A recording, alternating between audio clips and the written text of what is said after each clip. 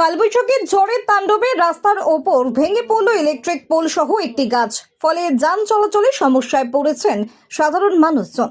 গতকাল সন্ধ্যায় রাজ্যের বিভিন্ন প্রান্তের পাশাপাশি সোনামুখী থানার নিত্যানন্দপুর মিনি মার্কেট এলাকাতেও প্রবল ঝড় বৃষ্টি শুরু হয়। সেই ঝড়ের তাণ্ডবে মূল সড়কের ওপর একটি ইলেকট্রিক খুঁটি ভেঙে পড়ে, একই সাথে একটি গাছও ভেঙে পড়ে। সেই মুহূর্তে যান চলাচল বন্ধ হয়ে যায়। বৃষ্টির মাঝে চরম সমস্যার মধ্যে পড়েন সাধারণ মানুষরা। অনেকেই রাস্তায় আটকে পড়ে, যদিও প্রশাসনের হস্তক্ষেপে পরিস্থিতি স্বাভাবিক হয়। কতটা কি ক্ষয়ক্ষতি হয়েছে? বিরাট ক্ষতি। এখানটা কারেন্টের পোল তো রাস্তায়, একদম মেন রাস্তায় বাজারের লোক যাওয়া আসা করে, সেই রাস্তার মধ্যেই পড়ে আছে। কারেন্টটা তার মার সব ছিঁড়ে ফিরে, এখন এটা ব্যবস্থা না নিলে তো মুশকিল যাতায়াতের। কারেন্টের পোল গাছ দুটোই ভেঙেছে। হ্যাঁ, ওই যে বড় গাছ, বড় কারেন্টের পোল, রানিং কারেন্ট ছিল এই পোলটাই।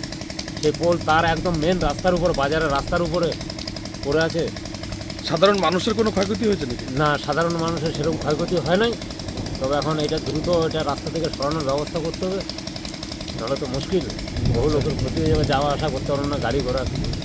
কতটা জোরালো হয়েছে ঝড় বৃষ্টি? বিশাল জোরালো ঝড় হয়েছে, বিশাল জোরালো। কি চাইছেন এই পরিস্থিতি কখন কি স্বাভাবিক হবে, কি মনে করছেন?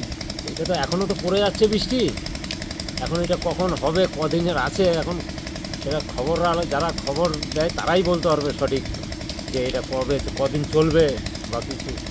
আচ্ছা, বিদ্যুৎ আসার সম্ভাবনা আছে? যা কারেন্ট না, যা এইভাবে কারেন্টের পোল তো এই একটা নয়, আরও ভেঙেছে তো কারেন্টের পোল।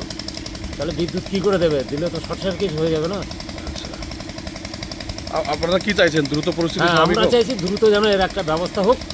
হ্যাঁ, এটা যেন উপরে জানানো হোক, যেন দ্রুত এর লোকজন এসে এটার ব্যবস্থা করে দেওয়া হোক। নাহলে এই যে গাড়ি ঘোড়ায় যে সব রাস্তা জাম হয়ে যাচ্ছে, এই যে গাড়ি এসে গেছে সব।